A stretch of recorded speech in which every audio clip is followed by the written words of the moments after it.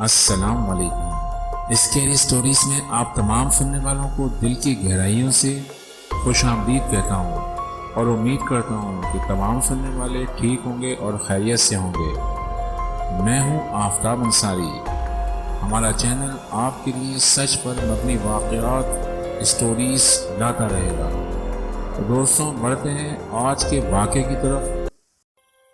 یہ کہانی ہے فیاض اور اس کے 4 دوستوں کی، جو کہ ہائیکنگ کے لیے ایک دور پہاڑی علاقے میں آئے ہوئے تھے۔ اس جگہ کے بارے میں مشہور تھا کہ یہ بہت خطرناک جگہ تھی۔ یہاں بے شمار ٹورسٹ اور ہائیکرز حادثے کا شکار ہو کر مر جاتے تھے۔ انہوں نے پہاڑی پر بنے گیسٹ ہاؤس میں رہنے کا پروگرام بنایا، جس کی دیکھ بھال ایک بڑھیا کرتی تھی۔ سہیل نے پوچھا، یار فیاض، ہم کب ہائیکنگ شروع کریں گے؟ اب مجھ سے صبر نہیں ہوتا۔ فیاض نے کہا، بس کل صبح ہوتے ہی نکل جائیں گے۔ عامر نے کہا، یار لیکن ہمیں بہت خیال رکھنا ہے، سنا ہے یہ پہاڑی علاقہ بہت خطرناک ہے۔ یہ سن کر کاشف ہنس پڑا اور بولا، ہم بھی کوئی عام ہائیکرز نہیں ہیں، ہم نے بے شمار بار ہائیکنگ کی ہے۔ محسن نے کہا، تمہاری بات تو ٹھیک ہے، مگر جن لوگوں کی یہاں موت ہوئی وہ بھی کوئی عام لوگ نہیں تھے۔ میں نے اس جگہ کے بارے میں کئی بار اخبارات میں پڑھا ہے۔ فیاض نے بات ختم کرتے ہوئے کہا، بس ٹھیک ہے، اب اس پر بحث کرنے کا کوئی فائدہ نہیں، کل جو ہوگا دیکھا جائے گا۔ اور پھر وہ سب سو گئے۔ انہوں نے 3 دن تک ہائیکنگ کی، مگر انہیں ایسی کوئی خطرناک چیز یا علاقہ نظر نہیں آیا جس کے باعث لوگوں کی موت ہوتی ہو۔ ایسا نہیں تھا کہ یہ علاقہ بے زر تھا، مگر یہاں موجود کھائیاں اور پہاڑی اتنی خطرناک حد تک ڈھلوان پر نہ تھی کہ اسے عبور کرنا ناممکن یا مشکل ہوتا۔ فیاض اور اس کے دوست کچھ مایوس ہوئے تھے۔ وہ ایڈونچر پسند تھے، مگر یہاں آ کر انہیں کوئی ایسے خطرناک درندے ملے تھے، نہ ہی کوئی کھائی ملی تھی۔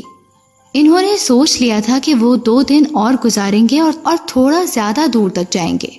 کیا پتا جن خطرناک درندوں اور کھائیوں کا ذکر اخبار میں ہوا تھا وہ کچھ دور ہوں۔ محسن اور کاشف نے جانے سے انکار کر دیا اور گیسٹ ہاؤس میں رک گئے۔ رات کے وقت جب کاشف سو رہا تھا تو اس نے ایک دل دہلا دینے والی چیخ سنی، جس کی وجہ سے اس کی آنکھ کھل گئی اور ساتھ ہی دروازے پر کسی نے زوردار انداز میں ہاتھ مارا۔ کاشف نے اٹھ کر دیکھا تو محسن کمرے میں موجود نہ تھا اور پیچھے کا دروازہ کھلا ہوا تھا۔ اچانک پھر سے دروازے کی طرف سے کوئی آواز آئی، مگر اس بار آواز ایسی تھی جیسے دستک دی گئی ہو۔ اس نے ڈرتے ڈرتے پوچھا، کون ہے؟ مگر کوئی جواب نہ ملا۔ اس نے جب اسی خوف اور پریشانی میں دروازہ کھولا تو اس کی چیخ نکل گئی۔ سامنے محسن کی لاش پڑی تھی اور اس کے سینے میں دل کے مقام پر ایک بہت بڑا سوراخ تھا۔ اچانک اسے شدید خطرے کا احساس ہوا۔ وہ پلٹا تو دیکھا کہ گیسٹ ہاؤس کے دیکھ بھال کرنے والی بڑھیا پچھلے دروازے سے اندر آ رہی ہے، مگر اس کی شکل تبدیل ہوتی جا رہی تھی۔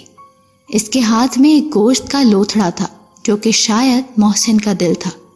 وہ جلدی سے باہر بھاگا۔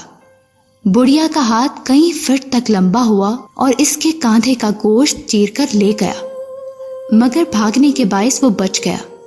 وہ تیز رفتاری سے چیختا چلاتا جنگل میں بھاگ رہا تھا۔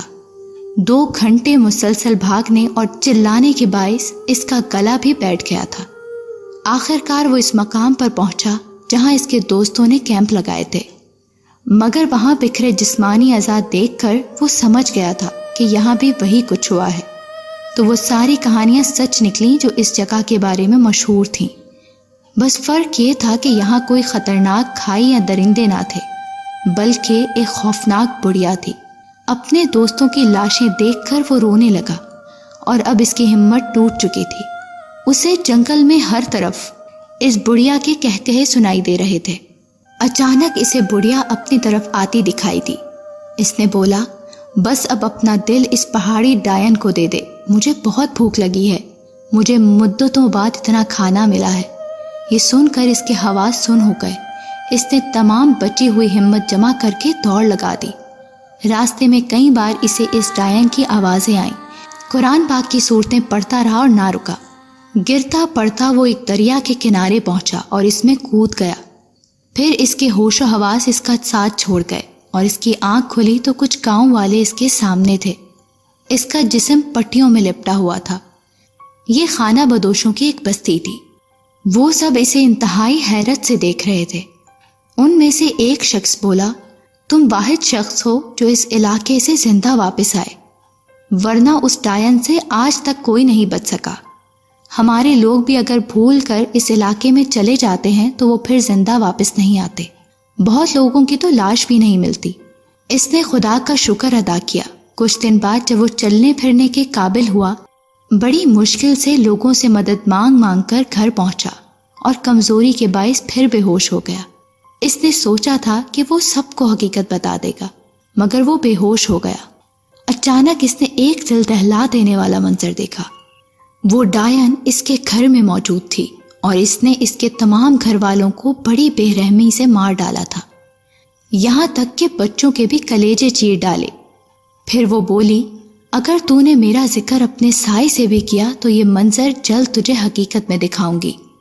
फिर इस डायन ने अपना हाथ इसके सीने में घुसा दिया और तकलीफ की शिद्दत से इसकी आंख खुल गई, मगर वो अपने बिस्तर पर मौजूद था और बहुत डर चुका था। इसने इस बात का जिक्र किसी से नहीं किया।